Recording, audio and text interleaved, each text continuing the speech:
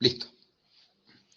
Bueno, bienvenidos a todos a la primera clase de la segunda materia de legislación laboral. Es un honor contar con todos de nuevo aquí. Tenemos ahora 26 personas conectadas. Seguramente algunos la van a ver grabada a esta clase, así que aprovecho a aquellos que también la van a ver grabada para saludar. Les presento en esta oportunidad al ingeniero Raúl Gamba. Raúl es docente de esta universidad desde la primera camada, hace unos 20 años, en las cuales yo tuve la oportunidad de cursarlo. Fue jefe de carrera de esta universidad, fue el que implementó esta especialización, hace unos 20 años. Así que bienvenido, Raúl. En esta oportunidad la voy a intentar hacer un poquito más corta porque después se me pone un poco rojo. Yo siempre lo alabo al ingeniero y en este momento solamente voy a hacer el resumen, que tiene mucha experiencia en el medio y la gente que tiene que trabajar con él opina muy bien de él, y los alumnos que escuchan sus clases opinan muy bien de él, y él me parece el mejor de los resúmenes. Y también Raúl, debido a que a veces son muchos y que cuesta que cada uno se presente, yo te voy a hacer un pequeño resumen de los alumnos, ¿no? Perfecto. Es un grupo que es muy variado, con personas que tienen algunas mucha experiencia en el medio, algunos solamente sobre su carrera de base, otros sobre ingeniería, otros sobre arquitectura, otros han trabajado algo, digamos, han hecho, por ejemplo, seguridad de procesos. En gran parte de todo el país tenés realmente una diversidad de trabajos impresionantes. Debo decir que los chicos han trabajado en su primer análisis de riesgo, en la introducción a seguridad e higiene del trabajo, han elegido un lugar donde hacer su trabajo final, en la primera materia, con lo cual suelen trabajar mucho, participan en las clases, para lo cual, digamos, yo les agradezco un montón. Entonces, en esta oportunidad, el ingeniero va a hacer su presentación de la clase, le va a dar las condiciones con las cuales van a regularizar la materia y las condiciones en las cuales van a aprobar. Como es legislación laboral, comparten dos docentes, el ingeniero Gamba y la abogada, la doctora Marta Ugolini. Marta les da más bien la parte de legislación, lo que es que nos gusta a nosotros mucho los ingenieros, y Raúl le da la parte de legislación desde el punto de vista de un ingeniero en seguridad, especialista en seguridad, teniendo en cuenta que el posgrado se basa mucho en la legislación y que cada uno de los módulos toman la ley de higiene y seguridad y toda la legislación muy desde el punto de vista técnico, él seguramente se va a centrar más en lo que no se vea en el resto de los módulos y le va a dar un panorama general. Así que esta materia no tiene necesariamente contenido que ustedes tengan que anexar a su trabajo final integrador, sino que les va a dar un panorama de qué es lo que pueden usar, pero no necesariamente lo tengan que anexar dentro de su trabajo final. Con lo cual, para regularizarla y para rendirla, quizá sea un cuestionario, ahora les va a explicar el ingeniero, un cuestionario con el cual la aprueben. Ese cuestionario final va a ser un mix de lo que está dando el ingeniero Gamba y lo que va a dar después Marta Ugolini, ¿sí? Así que cuando vos quieras, empezás con lo tuyo, Raúl. Yo me voy a quedar un ratito chiquito y voy a comprobar que nadie haya quedado varado en otra sala, ¿sí? Bueno, Ana, muchas gracias. Buenas tardes para todos. Eh, Como dijo Ana, esta materia se llama legislación laboral. Vamos a compartir el dictado con la doctora Ugolini y mi parte es tratar de explicarles desde el punto de vista de un especialista en higiene y seguridad cuál es la legislación mínima que debemos conocer.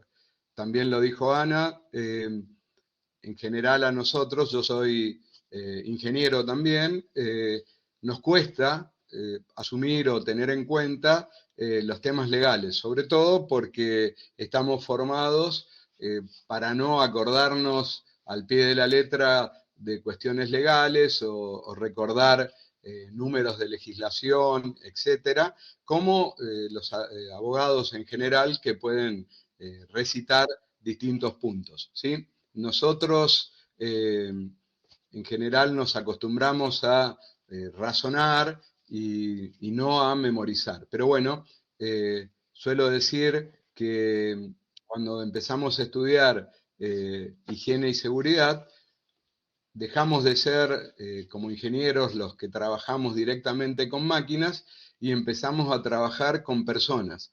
Por lo tanto, resulta fundamental que tengamos en cuenta todo esto de las leyes aplicables y sobre todo también tener en cuenta que de nuestras decisiones o de la aplicación de nuestros conocimientos dependen directamente la salud de las personas. Entonces, nos enfrentamos como especialistas en higiene y seguridad a un reto que es tratar de convencer al resto de la gente de que se cuide, lo cual, así en un análisis rápido, parecería ser algo difícil, porque ¿quién más interesado de cuidarse que la propia persona? Sin embargo, lo vamos a ver y seguramente ustedes, como dijo Ana, hay gente que tiene mucha experiencia entre ustedes, lo van a ver en el día a día.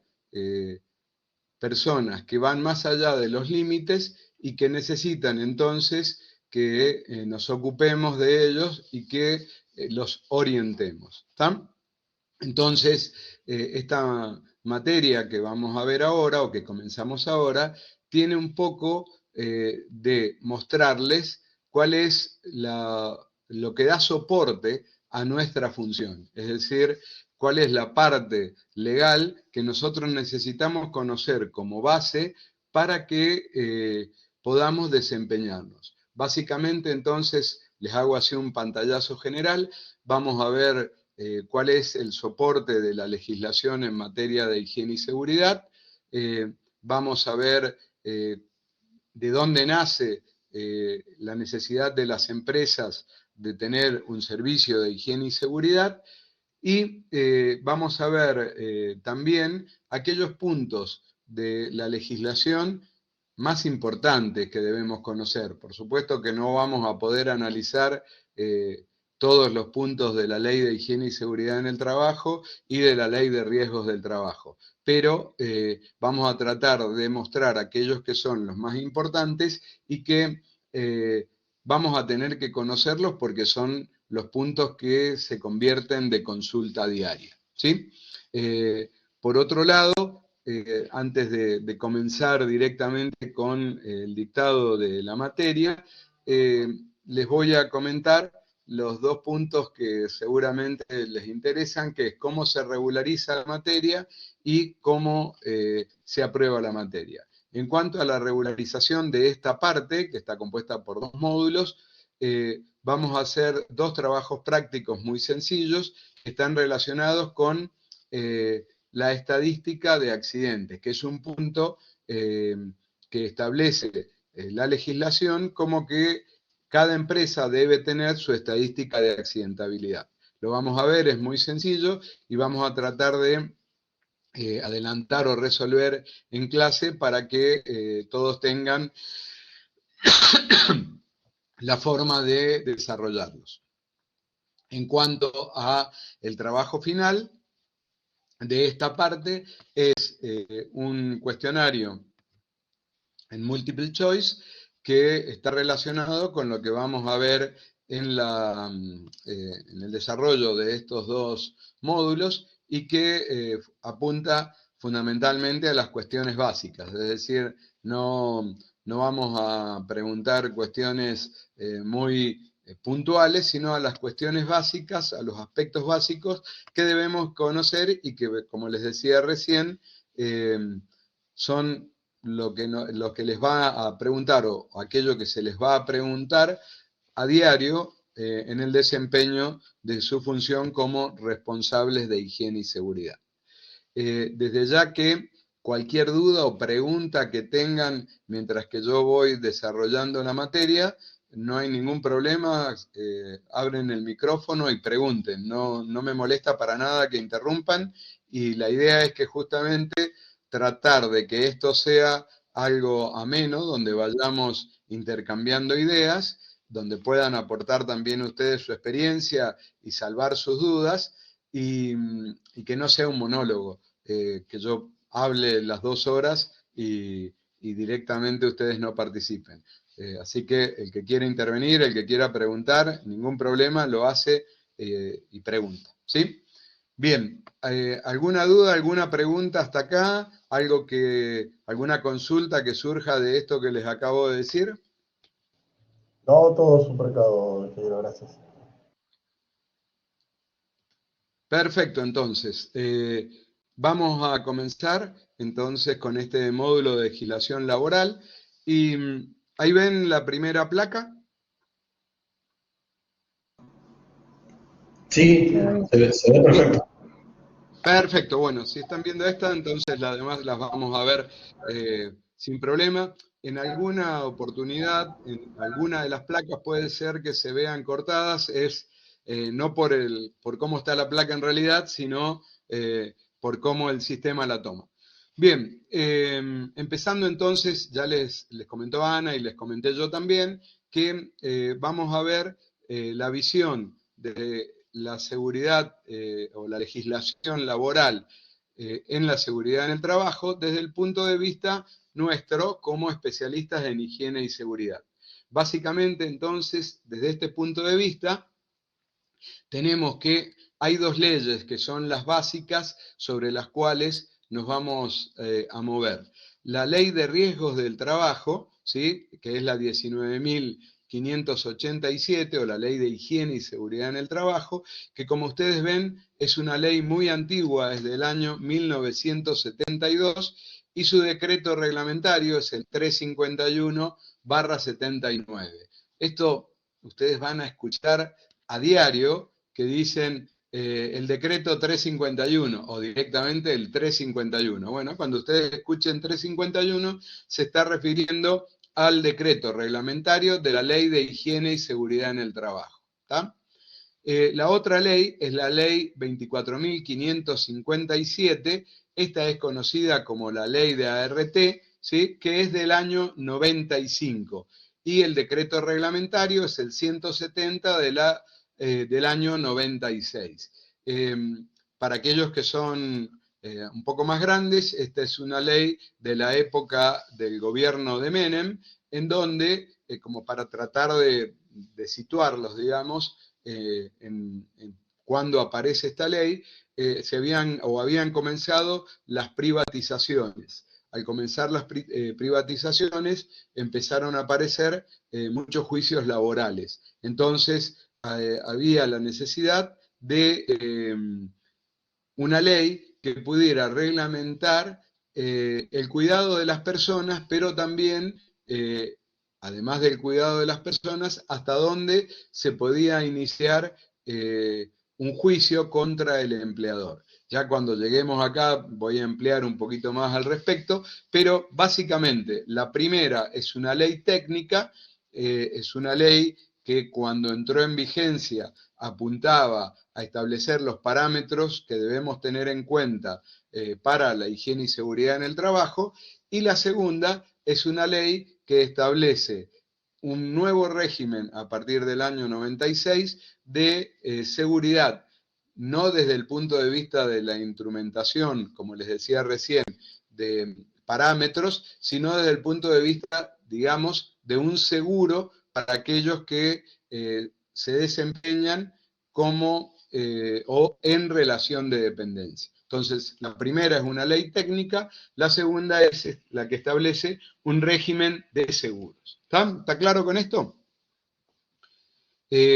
Vamos a empezar entonces con la Ley de Higiene y Seguridad en el Trabajo, la 19.587, y vamos a ir viendo también puntos de su decreto reglamentario del 351 que yo les decía, que es como se refiere en general la gente. Cuando ustedes hablen con alguien y hable de la Ley de Higiene y Seguridad en el Trabajo, de la Ley 19.587, esta ley en realidad es muy cortita. El que trae todos los parámetros y que arrastra, digamos, todos los términos y que es lo que utilizamos a diario, es el decreto 351, que por supuesto a lo largo de los años, como vamos a ver, ha sido modificado y hay un sinnúmero de decretos reglamentarios que van modificando tanto al 351 como algunos aspectos de decretos posteriores a el 351.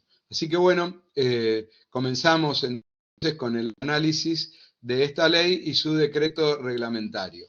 Como así parámetro general, decimos entonces que esta ley establece las condiciones de higiene y seguridad que se deben tomar o que se deben adecuar o a la cual debemos adecuar nuestras empresas en todo el territorio de la República Argentina. Esta es una ley que no requiere que se adhieran las provincias, sino que es una ley directamente que se apoya o apoya el funcionamiento para todas las empresas en el territorio nacional. Y fíjense un detalle que dice que todo lo que esta ley establece es válido para establecimientos o explotaciones, es decir, para cualquier tipo de trabajo, persigan o no fines de lucro. ¿Está bien? Entonces, por ejemplo, un municipio,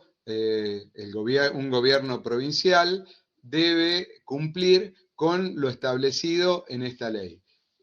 Una fábrica debe cumplir, un kiosco debe cumplir, una empresa, por ejemplo, minera, debe cumplir, es decir, un campo, el agro, también está incluido dentro de esta ley, después vamos a ver cómo se han ido modificando, pero con esto quiero decirles que no importa la finalidad que tenga la empresa o la explotación o el establecimiento, sino que la realidad es que la ley de higiene y seguridad en el trabajo se aplica para todo aquel que trabaja en la República Argentina. ¿Está? Bien. Con esto también lo que vamos a ver ahora muestra el alcance real de lo que les acabo de decir. Fíjense que acá habla y pone ahí una serie de términos que ustedes se tienen que ir familiarizando, que habla de establecimientos, explotación, centro o puesto de trabajo. Es decir, se está refiriendo a toda la gama de actividades que podemos tener en cuenta dentro de lo laboral. Y también en este artículo habla de que son aquellos puestos de trabajo, centros, explotaciones, en donde haya gente en forma permanente o transitoria. ¿Está bien? Entonces, si yo tengo un lugar en el cual no tengo personas en forma permanente, pero asisten a ese lugar esporádicamente o a realizar alguna actividad personas, debe cumplir con la ley de higiene y seguridad en el trabajo. Les pongo un ejemplo. Hace tiempo atrás se estaba construyendo una estación transformadora de energía eléctrica, en la cual era telecomandada, es decir, no iba a haber gente en forma permanente, sino que desde un centro de maniobras se iba a controlar esa estación transformadora. Pero, como por ser una estación transformadora, había gente que asistía en forma esporádica, para hacer mantenimiento, regulaciones, controles, y por lo tanto, a pesar de no ser un lugar permanente de presencia de empleados, debía cumplir con la normativa. Por lo tanto, debía tener baño para el personal, por supuesto cumplir con las condiciones de incendio, etcétera, etcétera. Con esto quiero decirles o quiero mostrarles que no importa que sea una instalación que habitualmente no tiene personal, pero si hay la posibilidad de asistir el personal, debe cumplir con las normas de higiene y seguridad. ¿Está claro esto? Bien. Sí, está claro. Perfecto. Otro de los aspectos importantes, y tal vez esto, digamos, explica muchas de las cuestiones que están pasando, sobre todo en este momento, en lo referido a cuando vamos a prestar un servicio en otra empresa. El artículo 3 dice que cuando los trabajos sean desarrollados en establecimientos de terceros, el comitente es solidariamente responsable del cumplimiento de las disposiciones de esta ley. Entonces, ¿qué quiere decir esto? Si yo, por ejemplo, voy a prestar un servicio dentro de una fábrica, lo que me pase a mí es responsabilidad de mi empleador, pero también es responsabilidad del comitente de mi empleador. Por ejemplo, yo soy o vivo en Salta, aquí está en... sigue adelante. Buenas Mauricio. tardes, profe, buenas tardes a todos. Sí, una pregunta respecto a esto, porque Sí. comúnmente en nuestra planta, a los tercerizados que se contratan para determinados trabajos, servicios, se les pide desde el Departamento de Seguridad y Higiene, casualmente, que cumplan con todas las condiciones de seguridad, y uno de los requisitos es que presenten una documentación que dice cláusula de no repetición. Y no me parece que está relacionado con este artículo 3, ¿puede ser? Sí, directamente relacionado con este artículo 3. La realidad es que es cierto lo que vos decís, se pide la cláusula de no repetición, pero esto, a ver, como para que se entienda fácilmente, no libera al comitente, ¿sí?, de su responsabilidad. ¿Por qué? Miren lo que les voy a mostrar ahora. Este fallo judicial es un fallo judicial de un trabajo que se estaba ejecutando dentro de una empresa, como es un fallo judicial de acceso público, lo podemos presentar, ¿sí? Este caso, va en respuesta a lo que vos me decías, era una empresa que estaba haciendo trabajos dentro de otra empresa, en ese momento se llamaba Baesa, ¿sí? Lo que estaba haciendo esta contratista era trabajos a una altura de 12 metros, ¿sí? Estaban haciendo trabajos de pintura en realidad, y en el momento que se produce el accidente, la persona estaba trabajando a 12 metros de altura. Cae al vacío y muere el operario, ¿sí? Y fíjense lo que dice acá, y ya les cuento cada uno cuál es la función de cada uno. Dice, la justicia condenó a Baeza, que era el comitente, ¿sí?, y a su aseguradora Signa. Signa era no la RT de Baeza, sino que era una compañía de seguro que había contratado Baeza justamente para accidentes de tercero dentro de su predio, ¿sí? Al pago de, la cifra, estamos hablando del año 96, así que entiéndase lo que quiere decir, 170.000 pesos por la muerte de un operario de la contratista, ¿sí?, esta es la contratista, SER, al caer de 12 metros de altura. ¿Se entiende esto? Entonces, Baeza era el comitente, SER la contratista, y la justicia, además de lo que era digamos así, la cobertura de la RT, Berkeley, ART de SER, ¿sí? Condena a Baeza a pagar 170.000 pesos. Olvídense del monto, no importa. Aquí, como respuesta a lo que vos me preguntabas, más allá de cuando uno pone como cláusula de no repetición, y está bien que se pida, cuando llega a un nivel judicial, en general esta cláusula de no repetición no es tenida en cuenta porque lo que prima sobre todo son los derechos del trabajador. Entonces, ¿es correcto pedirla? Sí, es correcto pedirla, pero cuando llega a la justicia, esto en general no se tiene en cuenta porque a quien respalda la justicia es al más débil, y en este caso el más débil es el trabajador, y si vamos al caso particular de esto que tenemos acá, es la familia o los deudos del trabajador. ¿Se entiende? Sí, profe, ¿Sí? ok. ¿Quedó claro? Sí, sí. Fíjense una cosa más de lo que sigue diciendo acá. Con esto, con la primera parte, le respondía a Mauricio, creo que era, pero fíjense lo que sigue o lo que tuvo en cuenta la justicia para el fallo. Dice, el empleador entregó el equipo de protección adecuado a su personal, es decir, SER había entregado el equipo de protección personal.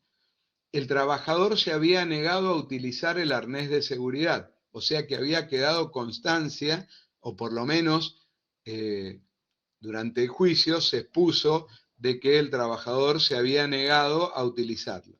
La Corte determinó que no es suficiente la entrega del equipo de protección personal adecuado, sino que se debe capacitar y supervisar el uso. ¿Qué quiere Profe, decir esto? Sí. perdón, me interrumpo. ¿No debería haberse interrumpido la tarea cuando el operador se niega a utilizar el EPP?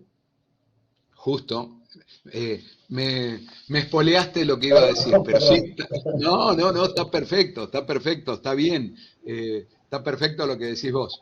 Es decir, nuestra función no se limita a, nuestra función y la del empleador, ¿está bien? No se limita a capacitar a la persona y a entregar los elementos, sino que debemos intervenir cuando el riesgo continúa, y en este caso particular, como decías vos recién cuando hablaste, cuando el trabajador no cumple con las condiciones y se niega, debemos interrumpir la tarea, ¿sí? Porque no alcanza, como dice ahí, con capacitar y proveer los elementos, sino también debemos actuar frente al incumplimiento. ¿Y por qué lo digo? Porque, a ver, con el paso del tiempo, esto se ha ido, digamos, desnaturalizando un poco, pero al principio era muy común que el empleador les dijera, no, yo les proveo los elementos de protección, pero el personal no lo quiere utilizar. Si el personal no lo quiere utilizar, la responsabilidad sigue siendo del empleador. ¿Está bien? Por eso, como bien decías vos, aquí cuando se produce una situación como esta, es fundamental detener la tarea. ¿Está bien? Porque si el operario cae, por ejemplo, vamos a seguir siendo responsables. Sigue adelante, Sabrina. Hola, ¿qué tal? Yo tenía una consulta en relación a eso. En casos Sí, así, cuando el trabajador no quiere usar un EPP, bueno, además de la suspensión de la tarea, se puede poner un llamado de atención, ¿no? También sí. Se lo puede incluso. al trabajador, digo, porque si vos se lo entregas y no lo quiere usar, o sea, y tenés que seguir avanzando en la tarea. Sí, tal cual. Es decir, esto depende también de cómo lo vas a instrumentar dentro de la empresa, pero inclusive podés aplicarle una suspensión. ¿Tá? Yo en mi caso, por ejemplo, trabajo mucho en la industria de la construcción y en la Tenía otra mayoría de pregunta. los casos, En la Sí, mayoría de los casos es suspendemos la tarea, aplicamos un llamado de atención, si quiere continuar de la misma manera, aplicamos suspensión. Y claro, en esto, como para un dato, digamos así, del día a día, en estas cosas, en general los gremios no se oponen, porque no pueden oponerse a arriesgar la vida de un trabajador. ¿Está bien? Entonces, sobre todo en el gremio de la construcción, que es donde más activo está la UCRA con más presencia, ¿sí? Y a veces cuando hay suspensiones o cuando hay llamados de atención y demás, se mete, sí, se presentan, digamos, o sí, están presentes para tratar de defender a su afiliado. En estos casos, cuando hay riesgo de vida, no tienen fundamento para oponerse. ¿Está bien? Porque está bien. justamente estamos hablando de el riesgo de vida de una persona. ¿Está? Está bien. Y le hago otra consulta, porque a nosotros nos pasa, nosotros también somos una empresa constructora y nos dedicamos al rubro de las estaciones de servicio. Entonces, por ejemplo, en la última estación que hicimos, nosotros no hacemos toda la parte de la obra, sino que las tareas menores, no sé, Durlock o las terminaciones, mejor dicho, los hacen otros contratistas. Y nosotros frente al ART siempre quedamos como contratista principal. No sé bien por qué, eso no lo entiendo mucho, pero quedamos con, como la figura de contratista principal. Ahora mi pregunta es, por los artículos que recién leyó, ¿el contratista principal tiene obligaciones sobre los subcontratados del propietario? No sé si se entiende mi pregunta. Sí, sí, perfecto, perfecto. Bien, Y he tenido casos como el que vos estás planteando. Eh, el contratista principal tiene, en estos casos que hay un comitente, sí. esto lo vamos a ver más claro cuando veamos seguridad en la industria de la construcción, Ah, pero está bien. no, pero Adelante. viene, no, viene bien, te lo aclaro ahora, no hay ningún problema. Eh, Cuando uno es el contratista principal, tiene obligación de coordinar la seguridad sobre todos sus contratados. ¿Está bien? Ajá, O sus subcontratados, si querés llamarlo de alguna manera. Pero cuando en la obra hay un comitente que a su vez subcontrata gente por fuera, digamos, de mi incumbencia, de mi contrato, te pongo el claro, ejemplo de cosas que me pasan a diario, digamos. En un sí, edificio, la empresa que yo asesoro es la que está construyendo el edificio, ¿está bien? Y yo tengo subcontratistas, por ejemplo, los que ponen vidrios, los que ponen mobiliario, ¿sí? Pero sí, el comitente subcontrata a los instaladores de ascensor, ¿está bien? sí.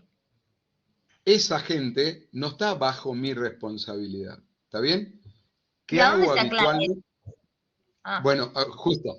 ¿Qué hago te estamos habitualmente estudiando cuando la clase todos. Está bien, no hay problema, no hay drama. Aparte, es importante que ustedes aporten sus experiencias para que vean el resto, digamos, de que esto no es algo que está inventado, sino que pasa en Claro, el día a día, ¿sí? sí, ¿Qué hago yo habitualmente? Cuando, por ejemplo, aparece en el caso este que te cuento de la empresa de los ascensores, al comitente hacemos una nota de descargo. Decimos, el personal de la empresa, por ejemplo, vamos a usar mi apellido, Gamba Corporation, ¿sí? Está desarrollando tareas en contratación directa con ustedes, por lo tanto, la coordinación de la seguridad de esa empresa depende directamente de ustedes.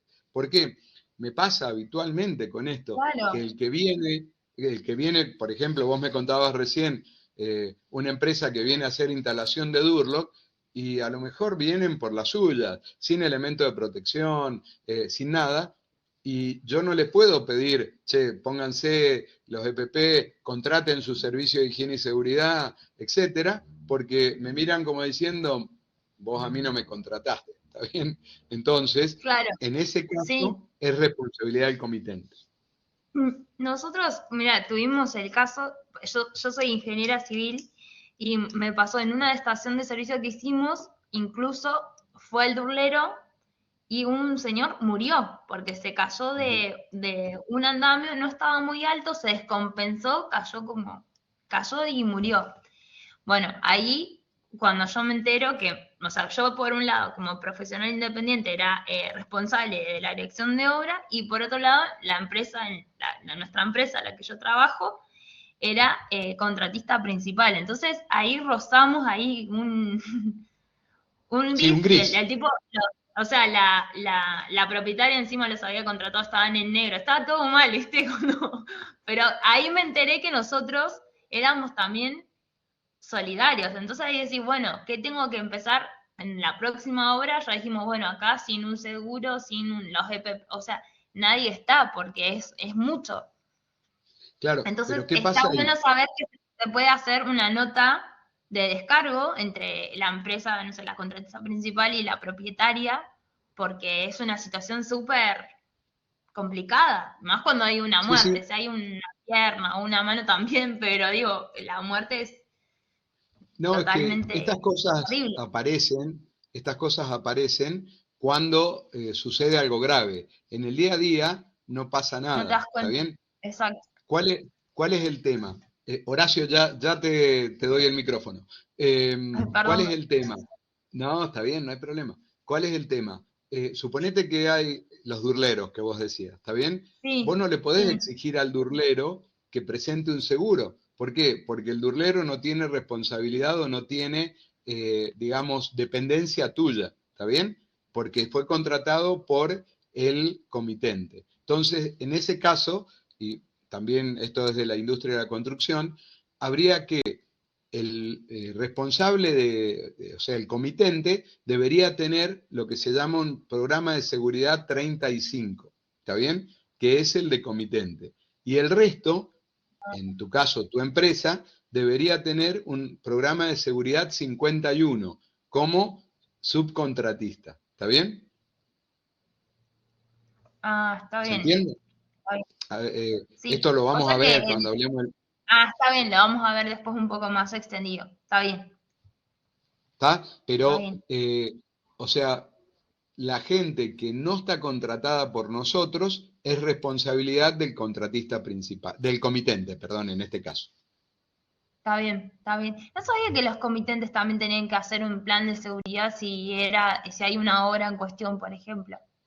Sí, esto que yo te decía del contratista principal o el comitente, hay un programa de seguridad que el número, vieron que yo les empecé a decir que nos vamos a tener que acostumbrar a acordarnos de leyes y decretos, hay un programa de seguridad que se llama 35, ¿sí? El 35 es para comitentes o contratistas principales, ¿está bien? Y aquí hago la salvedad. Si yo como comitente, ¿sí? Te contrato a vos y vos te vas a encargar de todo, ¿sí? Vos haces el 35, ¿está bien? Ahora, si yo comitente te contrato a vos una parte y contrato a otras empresas para que hagan otra cosa, el 35 lo tiene que hacer el comitente y todos los demás hacen lo que se llama programa 51, que es como subcontratistas. ¿Está bien? Está bien, Y vos sí, podés subcontratar a su vez a otros que van a hacer su programa 51. está bien. Te entiendo. ¿Se Bien, bien, entiende? bien. Sí, muchas gracias. No, por favor. Horacio era el que estaba preguntando algo. Sí, sí, profe. En principio ya respondiste la mayor parte de la duda. Yo soy ingeniero civil, pero me he dedicado toda la vida a obras viales y obras, algo de servicios de minería. Pero por el rubro que te mencioné, siempre por general trabajamos con contratos de obra pública, entonces por lo general somos el contratista mayoritario. La empresa en la que trabajo también tiene una empresa de arquitectura y en base a esa es la consulta que te quiero hacer, pero si lo vamos a ver más adelante, no te hagas problema. Pero por lo general en las obras de arquitectura y en función, más allá de estemos en la provincia que estemos, tenés que presentar un legajo de ampliación, de construcción, de lo que sea, en la parte de obras públicas o privadas, del municipio, de lo que sea, y ahí figuran los responsables técnicos de la obra. Entonces, independientemente de quién contrate a quién, le cabe mucha responsabilidad, y esa es la pregunta, al director o responsable técnico de la obra. O sea, vos me lo preguntás como ingeniero civil, digamos, desde el Sí, punto de vista exacto. técnico. Le Sí, cabe, independientemente del cálculo, o yo no calculé la estructura, pero sí el dueño de la obra, y te doy el ejemplo, nos contratan para hacer, en la parte de arquitectura, por ejemplo, el diseño y el seguimiento del proyecto para que se ejecute acorde a proyecto, ¿no es cierto? Pero el constructor lo pone el dueño de la propiedad. Cuando hicimos alguna visita de inspección, pero de manera cordial o para ver en realidad las condiciones en las que trabajaban, la verdad que no cumplían con nada de seguridad. Y me preguntaba la parte de arquitectura, ¿qué responsabilidad nos cabe? Y bueno, la mayor parte, le digo, es del dueño y del director técnico de la obra. La parte de arquitectura o de proyecto que nosotros hicimos, lo único que estamos haciendo es que se ejecute la obra acorde a proyecto y nada más. No tenemos, bien, nosotros no fuimos contratados como responsables técnicos de esa obra. No sé si me acá, expliqué. sí, sí, perfecto. Acá el quiz de la cuestión es lo siguiente. En esa obra hay un cartel de obra, ¿no es cierto? O debería haber un cartel de obra, ¿sí? ¿Quién figura como director de obra? Ok, entendí entonces. Muy bien. O sea, si figurás vos como director de obra del estudio de arquitectura, ¿sí? Ujú. Vos sos el responsable de la obra desde el punto de vista de la higiene y seguridad. O sea, ¿qué quiero decir con esto? Cuando uno hace un programa de seguridad o cuando uno está haciendo una obra, hay tres personas que firman. El representante de la empresa, que en este caso podría ser el dueño, ¿sí? Lo que se llama el director de obra, que normalmente es el de estudio de arquitectura, y el responsable de higiene y seguridad. ¿Está? Perfecto, sí. Entonces, a los Sí, fines de la higiene y seguridad, si vos sos el director de obra, vos sos el responsable. ¿Se entiende? perfecto. Yo lo que aconsejé oportunamente, y no sé si está bien, que tampoco podemos hacer oídos sordos o ojos, ¿no es cierto?, cerrar la vista a lo que vemos, porque ante un evento, y sobre todo si tiene alguna incapacidad permanente, no quiero matar a nadie con el ejemplo, ¿no? La justicia siempre pregunta si se hizo hasta lo imposible para evitar que el evento sucediera.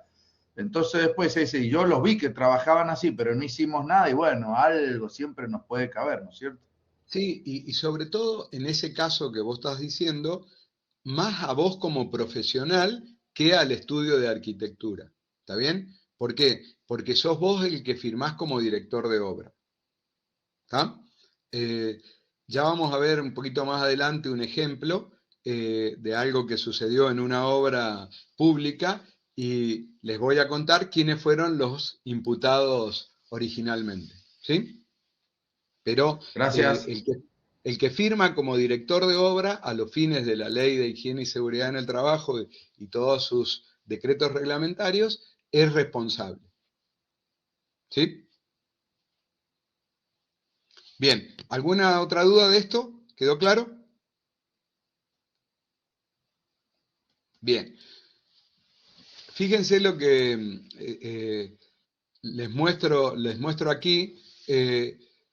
Este es el artículo 4, en donde nos presenta cuáles son las obligaciones que tiene el empleador. ¿Sí? Dice, proteger la vida, prevenir, reducir, eliminar o aislar los riesgos. Entonces, uno de ustedes, recién, Horacio creo que era, decía qué obligación tenía cuando iba a la obra. Bueno, son parte de estas obligaciones que tenemos como el empleador. ¿Sí? Y fíjense que dice, todo empleador debe adoptar y poner en práctica las medidas adecuadas de higiene y seguridad en el trabajo. Entonces, cuando Horacio es el director de obra, él es el representante del empleador junto con el empleador. Entonces,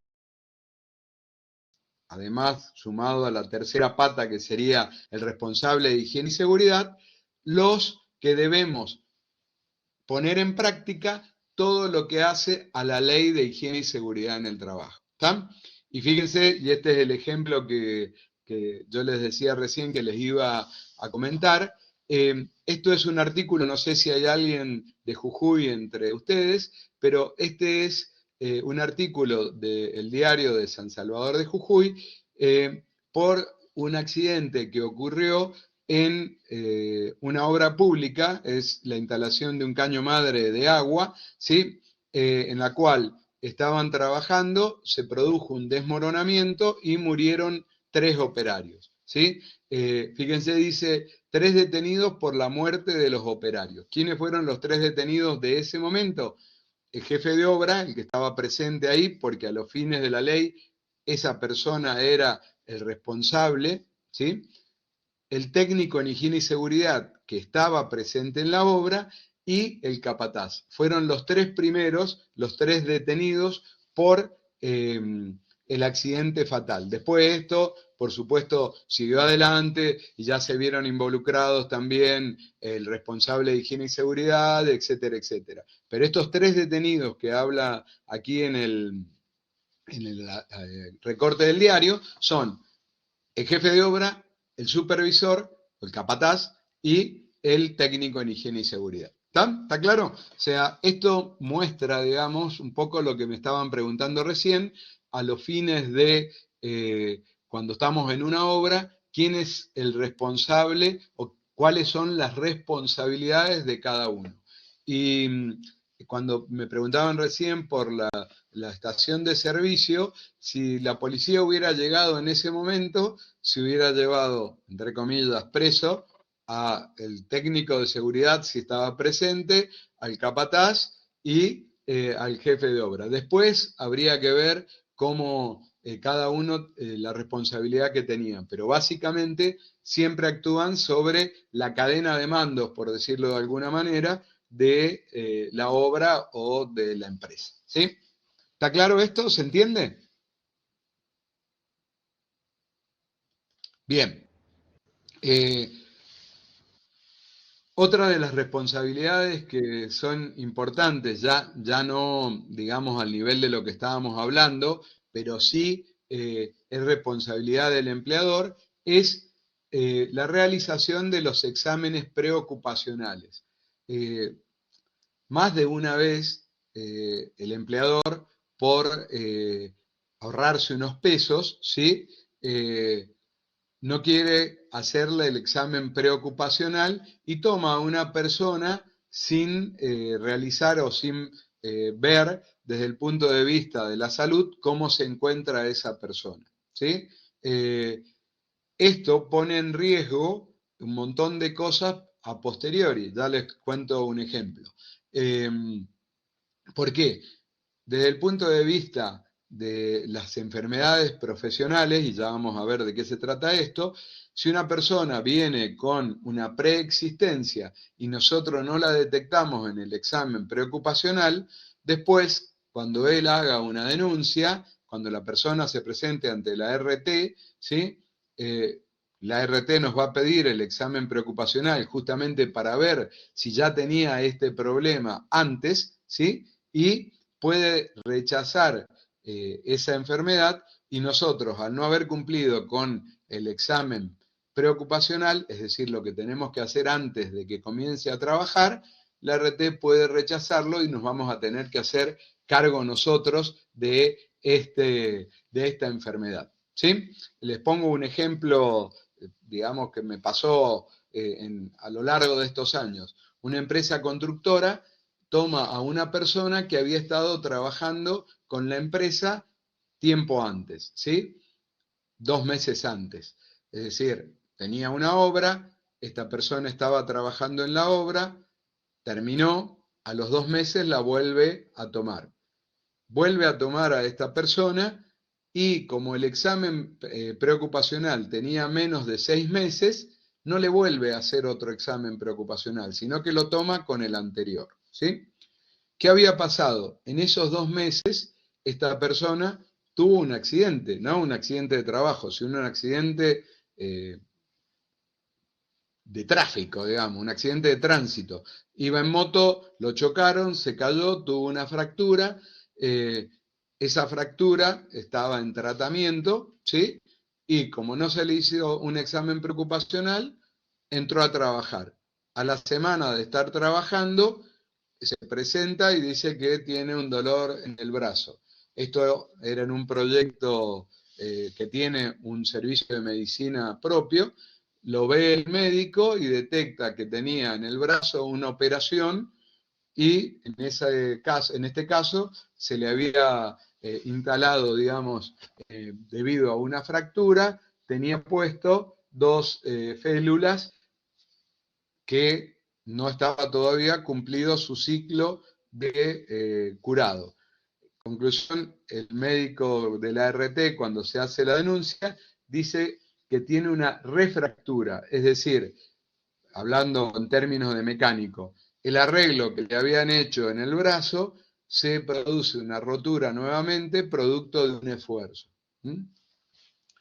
Ese acontecimiento, la RT lo podría haber rechazado tranquilamente. ¿Por qué?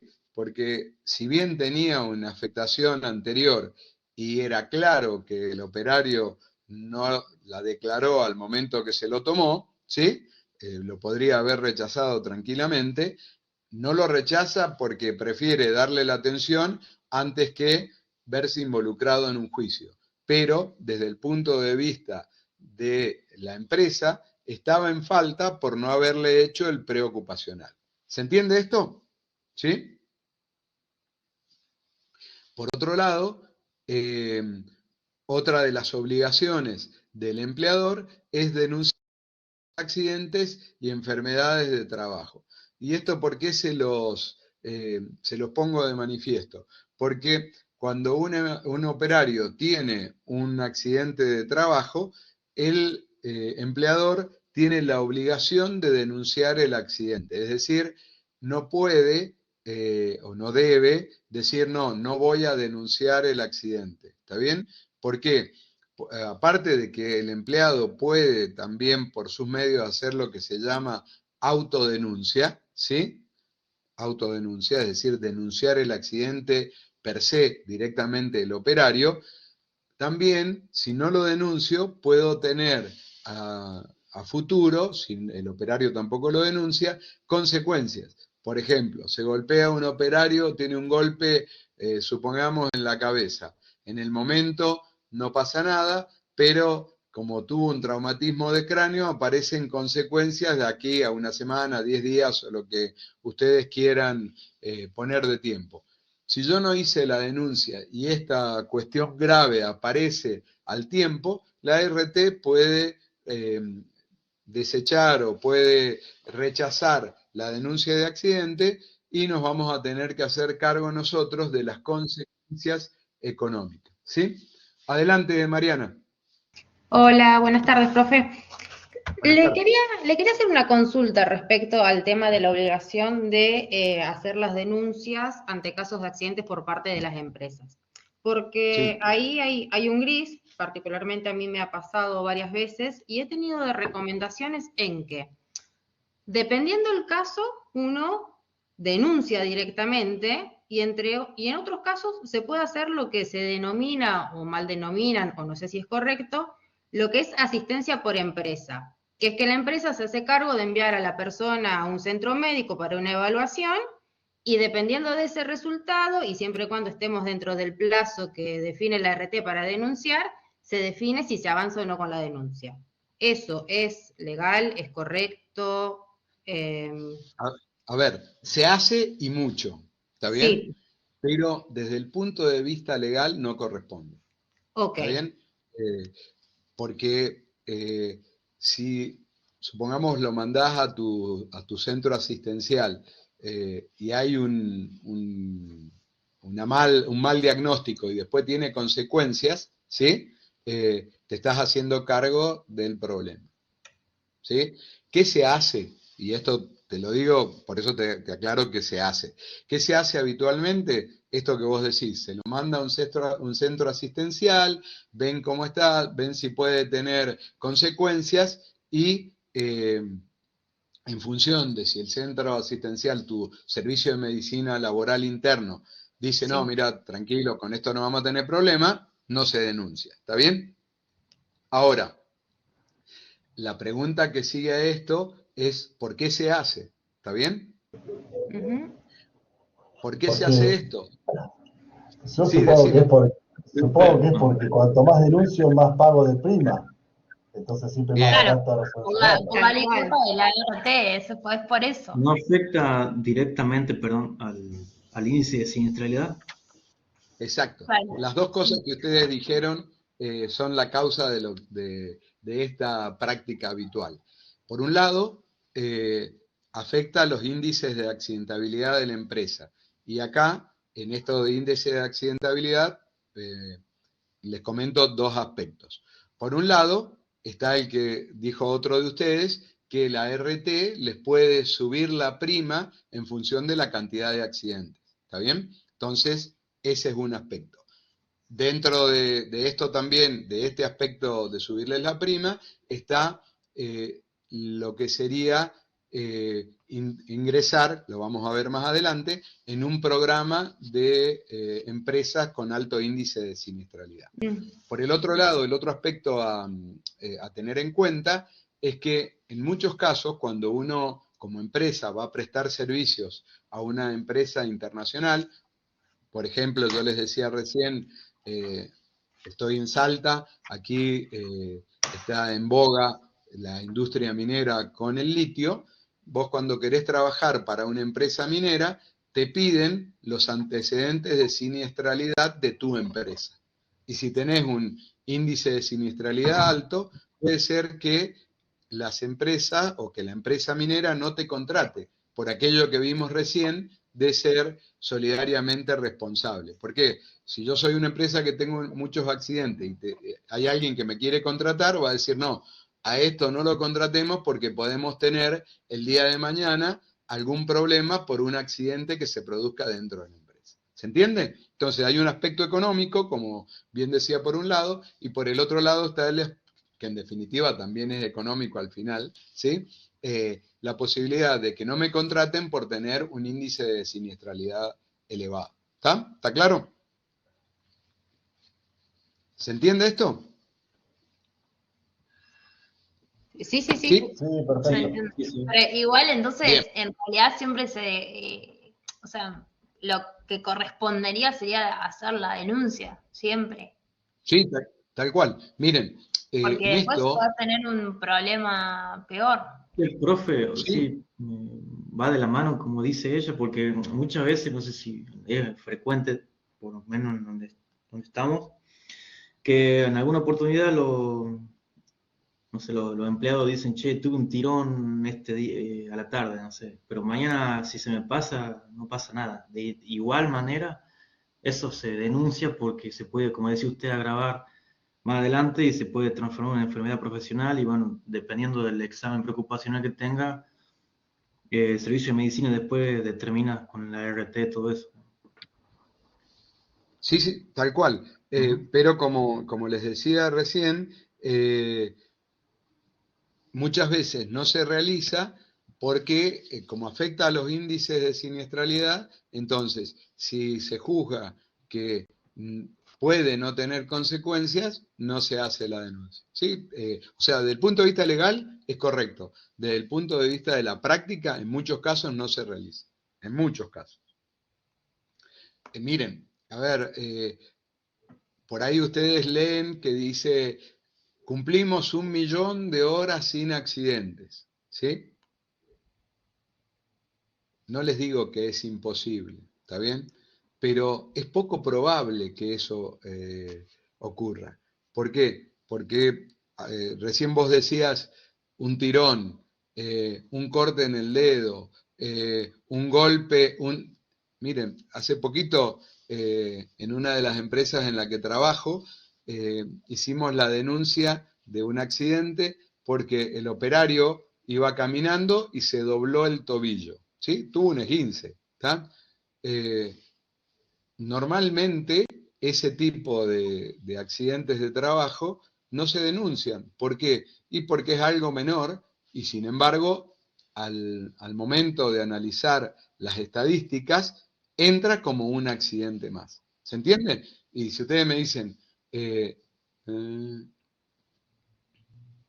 no alcancé a terminar de leer, pero lo que corresponde desde el punto de vista legal es hacer la denuncia, ¿sí?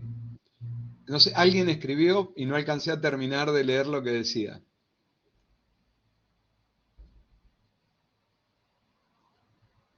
¿No? Alguien creo que estaba haciendo... Bien, a ver, esto ahí me preguntan de si puede ser empleador autoasegurado. Sí, lo vamos a ver cuando conversemos de la ley de riesgo del trabajo. Hay dos categorías de empresa, sí, de empresa, digamos en general. Los que contratan a una ART y los que se autoaseguran, ¿sí?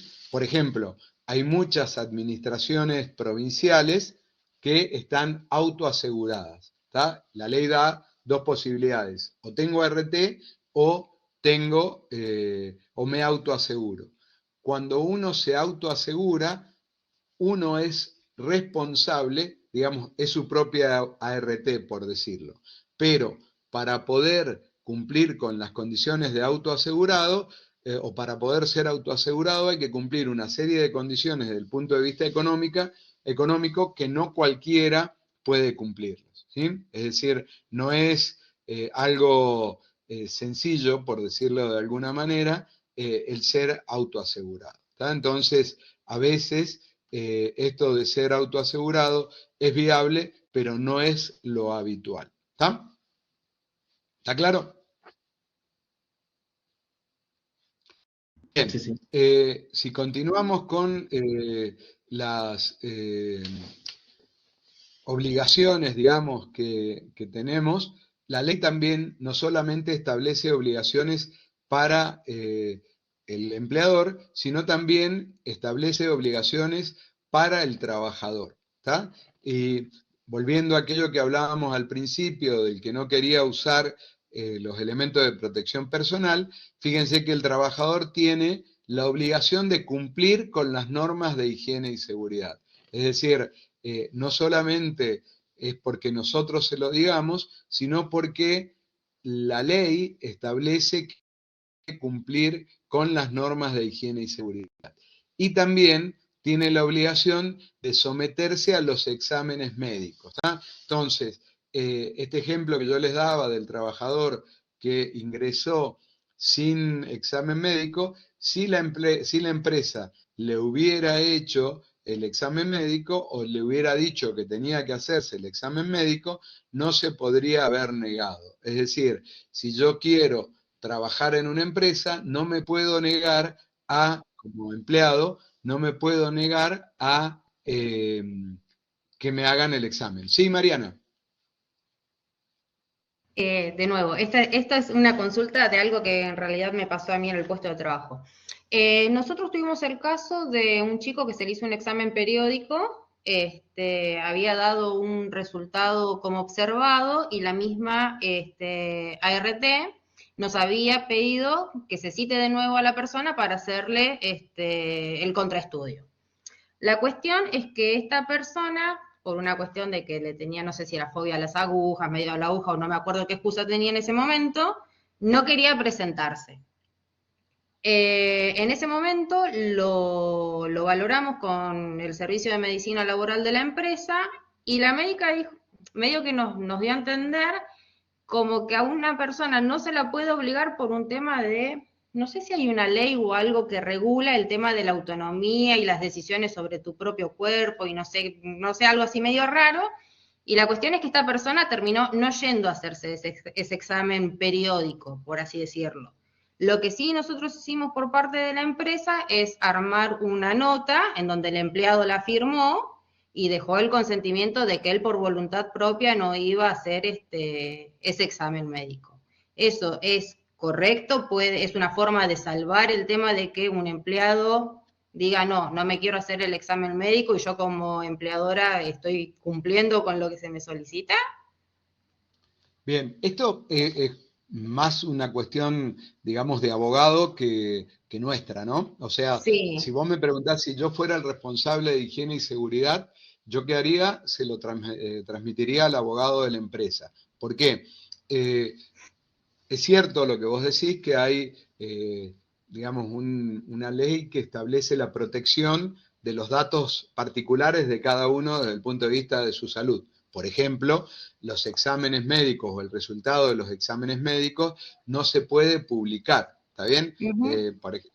Por ejemplo, vuelvo a las empresas mineras porque es lo de hoy, digamos. Ellos te piden que vos tengas en tu legajo técnico el examen médico del personal. Lo que se pone ante este requerimiento es solamente la primera hoja que dice si está apto o no apto, pero no todo lo demás donde dice cuáles son las afecciones, etcétera, etcétera. Y esto porque realmente existe la ley de la protección de los datos de cada uno respecto de su salud. Pero ¿qué pasa? Si detrás de esto, y esto lo suelo decir habitualmente, la ley o las leyes de higiene y seguridad en general son muy buenas. El problema está en nosotros, digamos, en cuanto viéndonos como empleados, nosotros en cómo aprovechamos los distintos vericuetos de la legislación para después presentar una demanda. ¿Está? Entonces, ¿yo qué haría si fuera el responsable de higiene y seguridad? Le diría a los abogados, mira, esta persona se niega a que se haga un examen, hacerse el examen periódico. ¿Qué hacemos? ¿Sí? Porque si el día de mañana, mira, vos hablaste de agujas, ¿sí? Supongamos que esa persona es una enfermera y el día de mañana tiene hepatitis B, producto de, ella dice que es del contagio en su trabajo y esto le genera una cirrosis que es una consecuencia del tipo de hepatitis y la quiere presentar como una enfermedad laboral, ¿sí? Si no tenemos todo el respaldo de que no pudimos presentar o no pudimos hacerle el examen producto de su negación por problemas frente a la aguja, nos vamos a ver un problema como empresa. ¿Está bien? ¿Se entiende? Entonces, yo creo que esto, desde el punto de vista nuestro, ya supera el alcance y lo dejaría en el abogado de la empresa para que sea él el que determine hasta dónde debemos avanzar y cuáles serían los fundamentos que vamos a tener el día de mañana ante un juicio. ¿Está? De acuerdo. Mauricio. Sí, profe, un poco para ampliar el concepto, que con un caso que me pasó, al contratar un personal, se hacen los exámenes médicos y el resultado fue que tenía espina bífida, con lo cual eso generó todo un tema. El técnico especialista la verdad que era muy necesario y yo insistí con la contratación. Con lo cual Recursos Humanos lo que hizo, llevarlo a legales, y ahí lo tomaron los abogados, y ¿qué hicieron?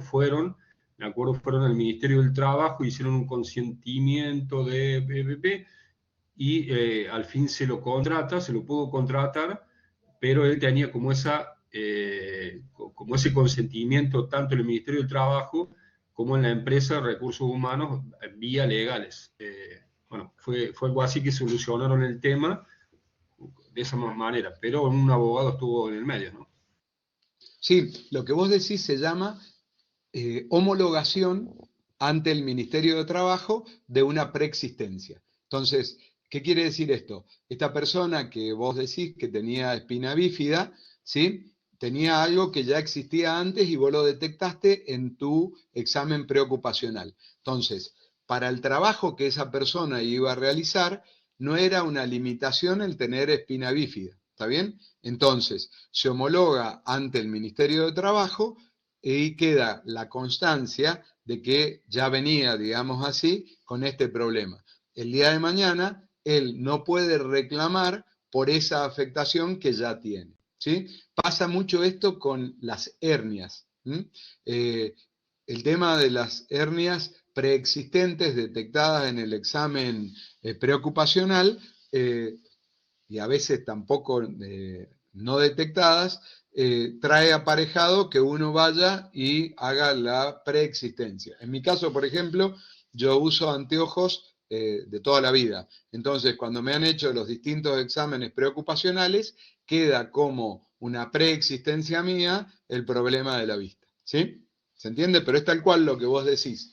Cuando son cuestiones un poco más graves, se hace lo que se llama la homologación de la enfermedad. ¿Está? Sí, profe, ahí me sale una duda de esta última explicación del caso de la vista. Hay muchos casos, en mi caso yo soy ingeniero en electrónica y mis compañeros también, o de sistemas, los cuales estamos viendo el monitor 10 horas diarias con altas exigencias, datos que pasan, o sea, forzando mucho la vista. De hecho, tengo un compañero que se queja de eso y porque ya no ve, ya viene cambiando los anteojos muy rápidamente, o sea, con alta frecuencia. Entonces, ahí hay un problema que está saltando y eso nos ha advertido y me hizo recordar el ejemplo que daba. Que bueno, es un tema que nuestra exigencia visual por nuestro trabajo, nuestra función, nos está generando un problema físico, entiendo así. Bien, ahí en el caso este que vos presentás y se da mucho en otro tipo también de trabajos, lo vamos a ver un poco más adelante, uno tiene que hacer anualmente la declaración de exposición a agentes de riesgo, ¿está bien? Entonces, por ejemplo, en el caso de ustedes, cuando se hace la exposición, deberían presentar, la empresa de ustedes deberían presentarlo a ustedes como expuestos a por ejemplo, en el caso de la voz se llama sobrecarga en el uso de la voz, ¿está bien? En este caso deberían ser presentados como sobrecarga para el uso de la visión. ¿Cuál es el tema? Les van a hacer el examen, ¿sí? Y supongamos, si esto que vos me decías recién se va incrementando con el tiempo, ¿sí? Muy probablemente le soliciten a la empresa el cambio de puesto de trabajo, ¿está bien? Por ejemplo, en el caso de las personas expuestas a ruido, ¿sí? Se le hace audiometría todos los años. Cuando esa audiometría sobrepasa los límites de la pérdida de un año hacia el otro, producto de, por ejemplo, en el caso de la vista que vos me decís, la edad, ¿sí? Se le requiere, alguien puso el ejemplo recién, un segundo examen, y en ese segundo examen, si aparece como que realmente hay una pérdida superior a lo normal, la RT puede pedir el cambio en el puesto de trabajo. ¿Sí? ¿Se entiende lo que les digo? ¿O responde esto a tu pregunta?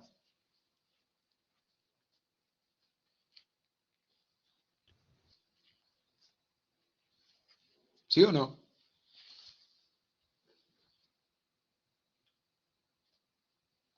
¿Mauricio era el que preguntaba?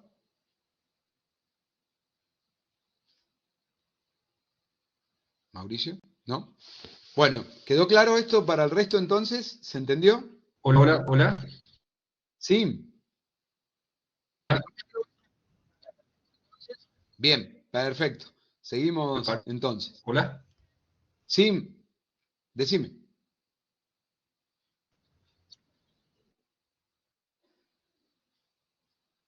Ok, bárbaro, entonces. Si bien lo vamos a ver más adelante, cuando yo como empresa tengo personal expuesto a agentes de riesgo, debo hacer la denuncia, en realidad se llama la presentación de un relevamiento de agente de riesgo ante la RT. La RT ahí determina cuáles son los exámenes que debe realizar, porque eso es una obligación de la ART, no del empleador, como examen periódico, y ahí va a determinar si el trabajo al que está sometido el operario está produciendo alguna disminución de sus capacidades. Y lo va a ir monitoreando año a año. Lo que sí es una obligación del empleador es realizar la denuncia de exposición a agentes de riesgo. ¿Está? Bien, dentro de las obligaciones que tiene el empleado, ¿está bien? Es, por supuesto, colaborar en la implementación de las medidas de higiene y seguridad, y una cosa muy importante que tenga para tener en cuenta, porque esto, sobre todo en las empresas constructoras, suele presentarse, tienen los operarios la obligación de concurrir a los cursos o capacitaciones de higiene y seguridad.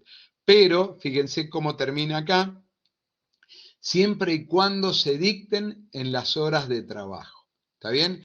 Esto es muy común, dependiendo de dónde sea la obra, esto ha cambiado muchísimo, pero digamos hace 10 años atrás era muy común que te dijeran, bueno, venite a dar la charla a las 12 porque ahí cortan y tienen el horario de almuerzo. Entonces vos le das la charla de 12 a 12 y media, almuerzan de 12 y media a 1 y a la 1 vuelven a trabajar. No, el operario tiene la obligación de concurrir al curso en el horario de trabajo. Si terminan a las 12, puedo dar el curso de 11 y media a 12, aprovechando la última media hora, y después tienen su horario de descanso. ¿Está bien? Las capacitaciones de higiene y seguridad deben darse dentro del horario de trabajo, no fuera del horario de trabajo. Y si la queremos dar, o no nosotros, pero el empleador quiere darle fuera del horario de trabajo, debe pagar horas extras por el tiempo que esté el personal fuera de su horario recibiendo el curso. ¿Está claro? Es decir, la obligación de la asistencia es dentro del horario de trabajo. Y si no es dentro del horario de trabajo, la persona puede no asistir. Sí, te escucho, Horacio, adelante. Perdón, profe, no quiero extender mucho la clase, pero siempre se nos plantea una discusión en las obras, y es que las empresas subcontratistas no colocan mucha señalización de sus sectores de trabajo. Por ejemplo, en una obra vial, la contratista principal por lo general se ocupa del movimiento de suelos, y tenemos empresas subcontratistas que hacen alcantarillas y otras obras menores o a veces mayores. Y no colocan la señalización o la cartelería suficiente del sector de trabajo. Y a veces nos dicen que no estaba en la orden de compra o que no está contratado eso, pero me parece que les cabe la misma responsabilidad, ¿o no? Esa es la consulta. Sí, y en el caso de que me estás poniendo el ejemplo, ahí también hay una responsabilidad para accidentes de terceros. ¿Qué quiero decir con esto? Viene un auto y se cae a la alcantarilla, ¿sí? Sí, señor. ¿A quién va a demandar el conductor del auto? ¿A Juan Pérez, que está haciendo la alcantarilla, o a Gamba Corporation, que es una empresa de nivel nacional? Va a demandar a Gamba Corporation, porque es al que le puede sacar plata. A Juan Pérez no le va a sacar un peso. Entonces, la obligación es de todos, y esto discuto con la gente de compras a menudo. Nadie puede argumentar desconocer la legislación. ¿Está bien? Entonces, la necesidad de señalizar la zona de trabajo, la obligación de señalizarla, está comprendido dentro de las leyes. Por lo tanto, no pueden desconocer la necesidad. Miren, hoy me pasó un caso, en donde un subcontratista dijo que él no sabía que tenía que poner un servicio de higiene y seguridad en su obra, ¿sí? Error.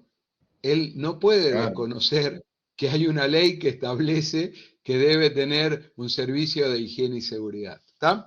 Distinto es si él en su cotización pone que el servicio de higiene y seguridad no está cotizado dentro de su cotización, repito la palabra. Entonces, en ese caso, sí, José, dame un segundo. En ese caso, él puede poner un número aparte de lo que cotizó, ¿está bien?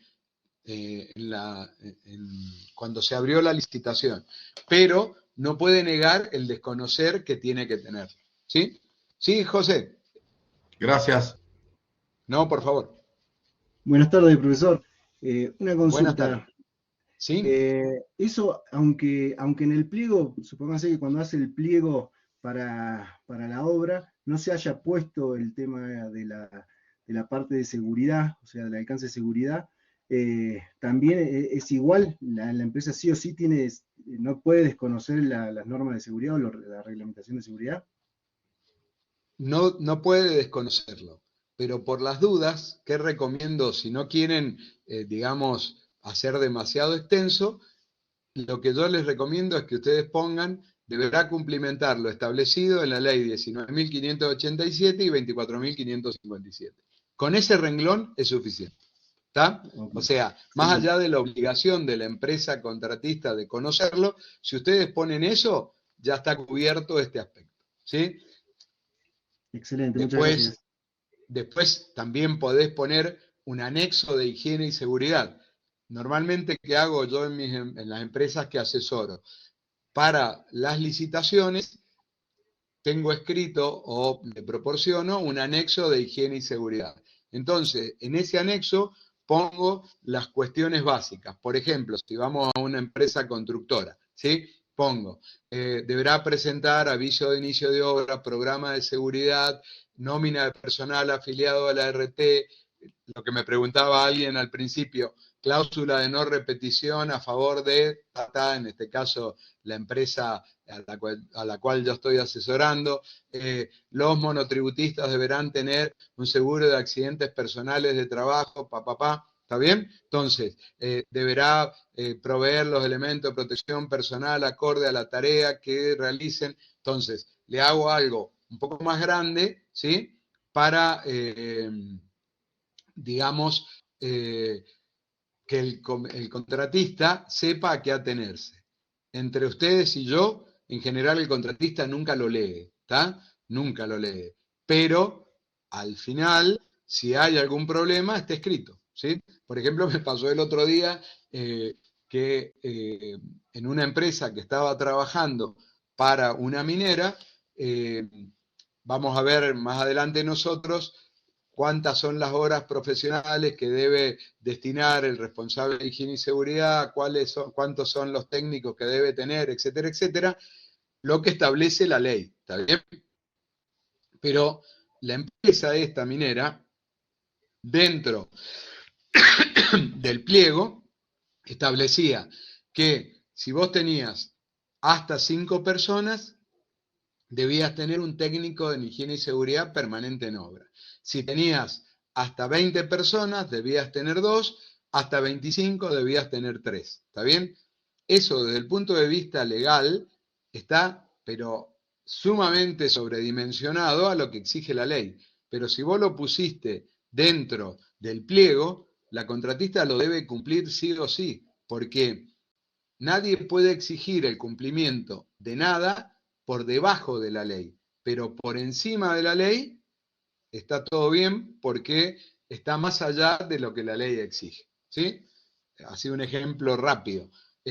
Para la ley de higiene y seguridad, trabajo en altura se considera por encima de los 2 metros. O sea, cuando vos trabajás por encima de los 2 metros, tenés que usar arnés, etcétera, etcétera. Hay empresas para las cuales trabajo en altura, es por encima del 1,5 metros, ¿está? Entonces, ellos exigen, porque están en sus normas y está en el pliego, que cuando vos trabajás por encima del 1,5 metros, utilices arnés de seguridad, etcétera, etcétera. ¿tá? Entonces eso es totalmente viable, porque está con una exigencia superior a la que pide la ley. Ahora, ninguna puede decir que vos vas a tener que usarlo por encima de los 2,5 metros, porque eso es una exigencia inferior a la que pide la ley. ¿Está? ¿Se entiende? Clarísimo. Muchas gracias, profesor. Perfecto. Bien, ahora les voy a mostrar así muy rápidamente los títulos que trae el decreto 351, ¿sí? Así muy abuelo de pájaro. Y van a ver ustedes que muchos de los títulos que aparecen acá, digamos, dentro del decreto 351, son las materias que ustedes van a ver a lo largo del cursado de la carrera. ¿Tá? Por ejemplo, acá estamos hablando, o vamos a hablar de las prestaciones del servicio de higiene y seguridad en el trabajo. ¿Tá? También habla de las características constructivas, vamos a ver algo, aquí no se refiere a cálculos de construcción, sino a qué debemos tener nosotros, vamos a ver algo así muy rápidamente, en nuestra empresa, por ejemplo, cantidad de baños, espacios, metros cuadrados que debe tener la empresa de acuerdo a lo que se dedique, etcétera, etcétera. ¿Está bien? Condiciones de higiene y seguridad, protección personal del trabajador, es decir, el equipo de protección personal, selección y capacitación, el tema de los cursos que estábamos viendo recién, estadísticas de accidentes, ¿sí? Lo vamos a ver cuáles son los índices de accidentabilidad a los que hicimos referencia recién, que yo hablé de empresas que pueden ser consideradas como de alta siniestralidad, los plazos y las sanciones a que podemos estar expuestos, digamos así, en caso de no cumplir con la ley de higiene y seguridad.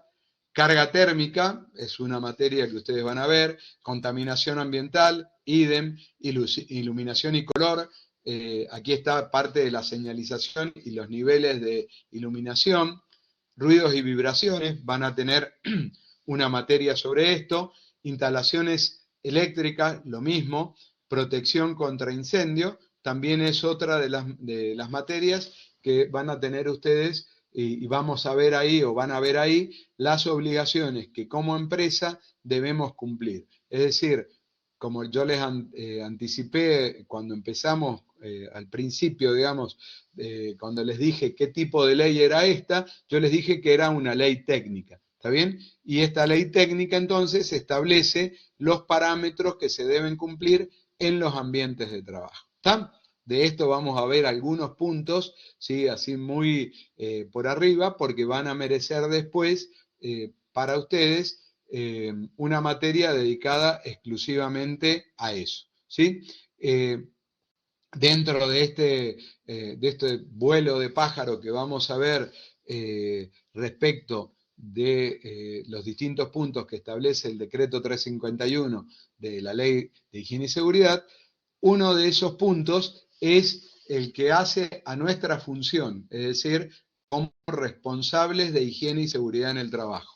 El decreto 351, allá en el comienzo, establecía que los servicios de higiene y seguridad podían ser internos o externos, ¿está bien? Y para ser internos o externos, lo que ponía como parámetro era la cantidad de personal que tiene la empresa. Interno se refería al que está en relación de dependencia con la empresa, y externo al que es un profesional que asesora a la empresa desde afuera, es decir, no está en relación de dependencia, sino que está contratado. En la mayoría de los casos, nuestro trabajo es como contratado. Las responsabilidades son exactamente la misma. La diferencia es que en un caso somos empleados de la empresa y en el otro caso somos contratados por la empresa. ¿Está bien? Esto era lo que establecía el decreto 351 en el comienzo y fue modificado después por el decreto 1338 del año 96, en donde mantiene la especificidad de internos o externos, o la calificación como internos o externos, pero, como vamos a ver enseguida, además ya posibilita que el empleador sea el que decida si es interno o externo, sino que establece la obligación de cumplir con cierta cantidad de horas de trabajo que ya vamos a ver, ¿sí? Lo otro importante que establece este decreto es que los servicios de medicina del trabajo, ¿sí? No solamente los de higiene y seguridad en el trabajo, deben ser internos o externos. Van a ver ustedes, se van a encontrar cuando empiecen a trabajar, que la mayoría de las empresas cumplen con el servicio de higiene y seguridad, pero muy pocas son las que cumplen con el servicio de medicina del trabajo. Sin embargo, la ley los pone a la misma altura y establece también cuándo deben ser los servicios de medicina del trabajo internos, cuándo deben cumplir horas profesionales, ¿sí? Y cuándo deben estar permanentes en la empresa. ¿Está? Nosotros nos vamos a dedicar aquí en la clase a ver lo que hace o lo que es referencia a nuestro trabajo, que es el servicio de higiene y seguridad. ¿Está bien? Yo les decía recién que este decreto 1338 establece, además de esto de interno o externo, que ya lo traía el 351, establece cuándo se deben prestar los servicios o cuántas horas deben prestar los servicios de higiene y seguridad de acuerdo al nivel de la empresa. Y para eso establece 3 categorías de riesgos, ¿sí? Y para establecer las categorías de riesgo que ustedes ven acá, riesgo A, B o C, utiliza los capítulos del decreto 351.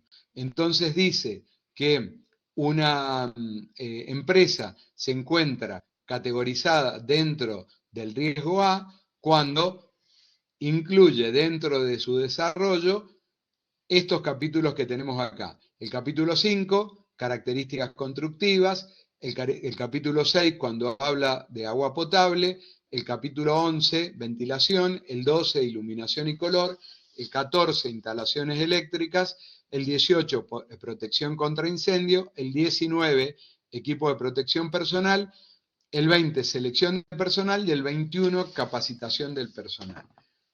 ¿Qué quiere decir esto? Que la empresa limita sus riesgos a estos capítulos. ¿Está bien? Entonces, por ejemplo, un banco, ¿sí?, está dentro del riesgo A, ¿sí? Más allá de que no cumpla con todos estos capítulos, pero sí tiene algunos de estos capítulos y no tiene ninguno de los que vamos a ver de riesgo B y de los que vamos a ver de riesgo C. ¿Se entiende esto? Un kiosco está incluido, ya vamos a ver que no tiene obligación de tener servicio de higiene y seguridad, pero no importa, está incluido dentro de este riesgo A, ¿sí?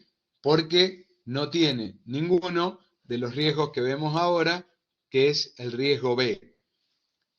Los de riesgo B son los que, además de lo anterior, tiene desagües industriales, ruidos y vibraciones, máquinas y herramientas, aparatos que puedan desarrollar presión o trabajos con riesgos especiales, como por ejemplo manipulación de explosivos, materiales corrosivos, etcétera, etcétera. Entonces, por ejemplo, una empresa que se dedique a carpintería metálica estaría hasta aquí incluida dentro de los riesgos B. ¿Por qué? Porque va a tener ruidos y vibraciones y también va a tener soldadura, ¿sí? Y después tenemos los riesgos de tipo C, que son aquellos que tienen carga térmica, contaminación ambiental y radiaciones, ¿está? Entonces, por ejemplo, aquí en la zona, en Jujuy, está Altos Hornos Zapla, ¿sí? Entonces, Altos Hornos Zapla tiene su personal expuesto a carga térmica, por lo tanto, sería de riesgo C. ¿Está? ¿Está claro? ¿Se entiende esto? Es decir, ¿Y Sí, dale. cuál sería un ejemplo de contaminación ambiental? Porque todas las empresas, en mayor o menor proporción, generan contaminación ambiental. Bien, cuando se escribió esto que tenemos acá, se refería, perdón, a contaminación ambiental, a exposición, por ejemplo, a productos químicos. ¿Está? Porque hoy, cuando hablamos de contaminación del ambiente de trabajo, también se considera el ruido como una contaminación del ambiente de trabajo. ¿Está bien? Okay. En cambio, cuando se escribió esto, se pensaba, y vamos a ver, van a ver que cuando veamos un poco las profesiones que pueden desempeñarse como responsables de higiene y seguridad, el decreto pensaba fundamentalmente en contaminación química, ¿está bien? Por eso habla acá de contaminación ambiental. Hoy, cuando hablamos de contaminación del ambiente de trabajo, en general tenemos en cuenta también al ruido, que está considerado acá como riesgo B. ¿Está? ¿Está claro? Sí, está perfecto.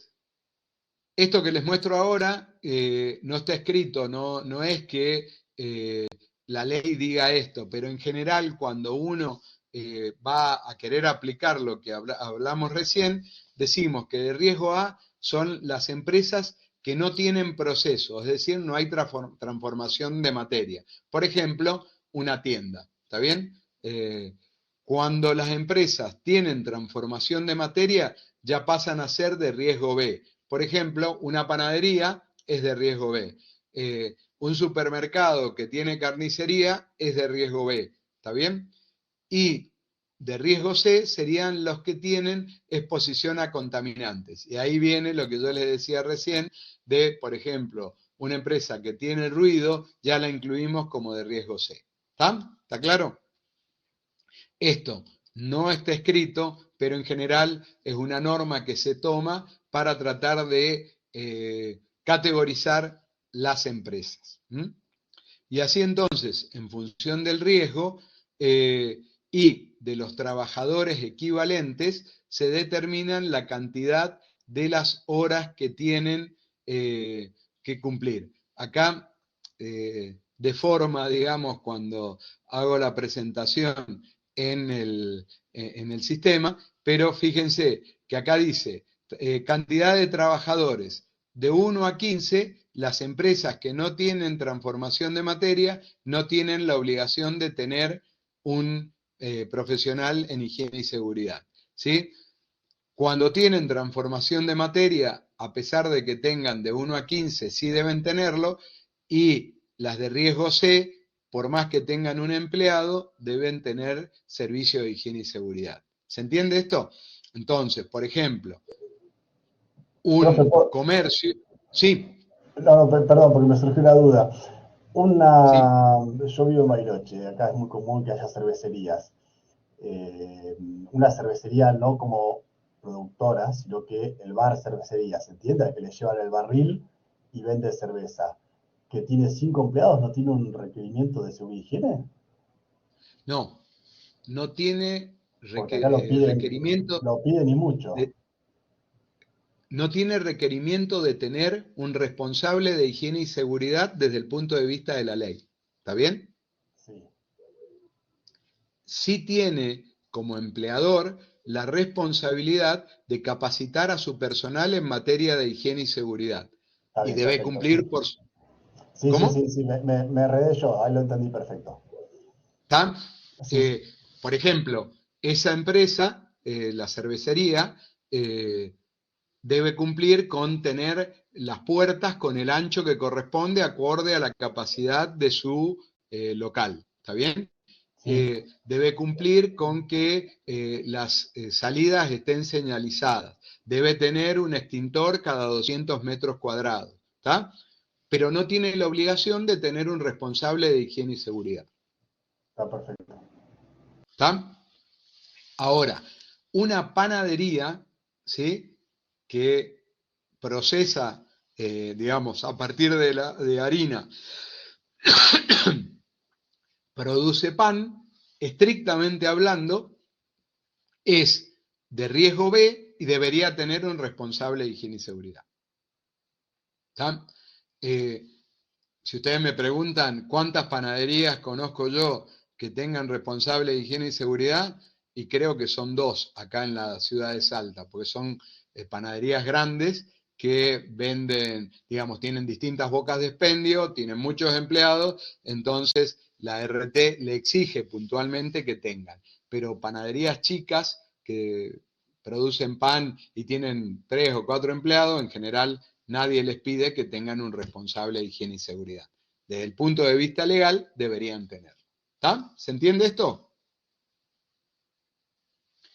Les voy a un caso más extremo. Un consorcio, ¿sí? Un consorcio que tenga calderas, ¿sí? No las calderas que tengo yo en mi casa para la calefacción, sino una caldera que es un aparato sometido a presión porque proporciona el agua caliente para todo el edificio.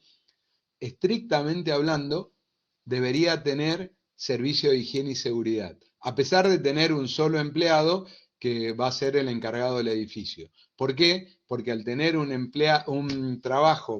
tener una caldera, que es un aparato sometido a presión, debería tener servicio de higiene y seguridad. Esto no hay consorcio que tenga servicio de higiene y seguridad, pero si aplicamos la ley así a rajatabla, debería tenerlo. ¿Se entiende? Bien, pasamos a lo siguiente. En este artículo nos presenta cuántos trabajadores equivalentes. Perdón, yo no se los expliqué, no se los dije recién, lo aclaro ahora. ¿Qué es trabajadores equivalentes? La ley distingue operativos y administrativos, ¿sí? Cuando nosotros hablamos de trabajadores equivalentes, los operativos se toman como unidad. Es decir, por ejemplo, tengo 30 empleados trabajando en el taller, ¿sí? Y los administrativos se toman al 50%. Entonces mi taller tiene una oficina donde trabajan 10 empleados y tengo 30 empleados trabajando en planta. Desde el punto de vista legal, para hacer los cálculos tengo 35 empleados equivalentes, porque los administrativos, los que no cumplen funciones de producción, se toman al 50%. ¿Está? ¿Está claro? Entonces, ¿qué establece el decreto? Acá les muestro, ¿sí?, lo que les decía recién, pero ya tomado directamente desde el decreto, ¿sí? Y fíjense que empieza lo que yo les mostraba recién, de 1 a 15, de acuerdo a la categoría del riesgo, nos va mostrando. Para riesgo A hasta 60 no deberían tener servicio de higiene y seguridad. Entonces, por ejemplo, un banco hasta 60 empleados no debería tener servicio de higiene y seguridad. ¿Está? Esto desde el punto de vista legal. Después vemos si el empleador lo quiere tener por una cuestión propia de mejorar las condiciones de su empresa. Pero legalmente no deberían, no tiene obligación de tenerlo. ¿Está? ¿Está claro? Otra cuestión importante relacionada con esto es el tema de los técnicos en higiene y seguridad.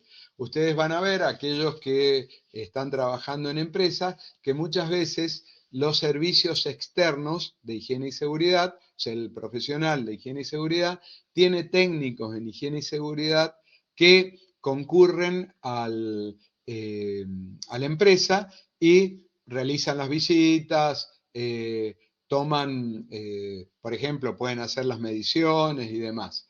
El técnico tiene incumbencia para hacer todo esto, pero no reemplaza las horas profesionales que debe cumplir el responsable de higiene y seguridad. ¿Está bien? Desde el punto de vista legal, esto es así. Es decir, la concurrencia de un técnico no reemplaza la obligación del responsable de higiene y seguridad. Y fíjense aquí que, volviendo desde el punto de vista legal, cuando tenemos más de 150 trabajadores y hasta 450, hay la obligatoriedad de tener un técnico permanente. Cuando tenemos entre 451 y 900, 2. Y para más de 900 es una responsabilidad del profesional de higiene y seguridad. Esto, más que nada, se los comento desde el punto de vista legal. La realidad del día a día es que los técnicos en higiene y seguridad hacen las visitas periódicas a las empresas y es el profesional el que lo supervisa y concurre con otra cadencia, podemos llamar así, a la empresa. Pero desde el punto de vista legal, no reemplazan las horas del técnico a las horas del profesional. Sí, Mauricio. Un caso referente a esto, profe, es que por unas cuestiones de que se jubiló el responsable de seguridad y higiene de la planta, que era un ingeniero especialista, toma el cargo un técnico en seguridad y higiene. Luego la RT objeta eso y lo tienen que, me sale la palabra denigrar, pero es como lo bajan de puesto nuevamente y obligan a contratar a un ingeniero especialista que es responsable, aduciendo de que el técnico no tiene la potestad de coordinar y gestionar, gerenciar un área con esa responsabilidad. Es correcto. Para desempeñarse como responsable de higiene y seguridad, básicamente tenés que ser especialista, el título que van a tener ustedes, o licenciado en higiene y seguridad. ¿Está bien? Hay un tercer nivel, podemos llamarlo, que puede desempeñarse, pero prácticamente quedan muy pocos, que son los denominados técnicos 313. Lo vamos a ver un poquito más adelante, que son los técnicos en higiene y seguridad que al momento de el decreto 351, es decir, en el año 79, ya estaban ejerciendo como responsables de higiene y seguridad. Es decir, es gente grande, muy grande, estamos hablando de 40 años atrás, que ya estaban desempeñándose como responsables de higiene y seguridad. Entonces, a esa gente que ya era responsable, por el decreto no se los puede privar del trabajo que estaban realizando. ¿Está? Pero hoy los técnicos en higiene y seguridad no se pueden desempeñar como responsables de higiene y seguridad. ¿Está? Esto no quiere decir que el técnico no pueda ser, por ejemplo, el gerente de higiene y seguridad, pero el responsable, que va a estar debajo de él, tiene que ser un especialista o licenciado en higiene y seguridad. ¿Se entiende esto? Es decir, por una cuestión de la empresa, puede darle el cargo de gerente a un técnico. A veces hay empresas que el gerente es de higiene y seguridad y medicina laboral, es un médico, pero ese médico no es el responsable de higiene y seguridad. Tiene que tener debajo de él un especialista o licenciado. ¿Está? Esto es así. Profe, una consulta. Dale. Que, digamos, el técnico, en estos casos de empresas de muchos empleados, creo que dijo 150, está a cargo de la empresa, entiendo que el gerente el caso que decía recién, sí, o es empleado del responsable de seguridad y higiene, o sea, el consultor o existe de las dos formas, digamos. No sé si te entiendo, pero vos como servicio externo... Claro, si es... como servicio... Sí, perdón. Sí, dale. No, le decía si, por ejemplo, hay un responsable de seguridad y higiene externo, y bueno, él tiene su empleado, o es técnico y está fijo en la planta, o depende directamente de la planta de la industria, de la empresa, digamos, es empleado de la empresa. En vez de pueden darse las dos opciones. Puede ser que vos contrates el servicio de higiene y seguridad externo y ese mismo servicio te ponga el técnico, ¿está bien? O puede darse que vos tengas un técnico interno y tengas contratado al responsable de higiene y seguridad. Y las incumbencias de los dos son exactamente las mismas. Es decir, vas a tener el responsable de higiene y seguridad con sus, valga la redundancia, responsabilidades, ¿sí? Y vas a tener el técnico en higiene y seguridad con las suyas. ¿Tá? Pero pueden darse los dos casos, es decir, que el responsable y el técnico sean externos, es más, pueden darse los tres casos, que el responsable y el técnico sean internos, o que el responsable sea externo y el técnico sea interno. ¿Está? Perfecto, gracias. Bueno, para no tomarles más tiempo, más el tiempo de ustedes, quedamos acá. El martes entonces a las 19 vamos a ver esta placa que les estoy presentando, porque quiero charlar un poquito con tiempo de cada una de las excepciones que aparecen acá. Esto que estamos viendo son las actividades o empresas que desarrollan un determinado tipo de actividad que no tienen la obligación de tener un servicio de higiene y seguridad, a pesar de que si lo encuadramos en los riesgos, estarían en condiciones de tener la obligación. ¿Está? Lo dejamos entonces para el martes. El martes a las 19 nos vemos y continuamos avanzando con el dictado de la materia. Perfecto, profe, excelente la clase, gracias. Entonces, bueno, mañana no hay el martes. Y vuelve a haber... Mañana no conmigo, hay. Exacto, pero conmigo mañana no hay. No sé si tienen con el otro profesor, no de legislación laboral me refiero, sino con la otra materia, creo que tenían ustedes clase mañana. Creo. Está bien, esto ya escapa a lo mío. Claro, no, la materia de legislación no dicta hasta el martes y de la próxima semana sería martes y viernes. Exactamente. Ok, muchas gracias. Hermosa la clase. El martes, gracias. bueno, de nada. El martes tienen conmigo y después ya van a tener con la doctora Ugolini. Buenas noches, que estén todos muy bien. Chao, profe, gracias.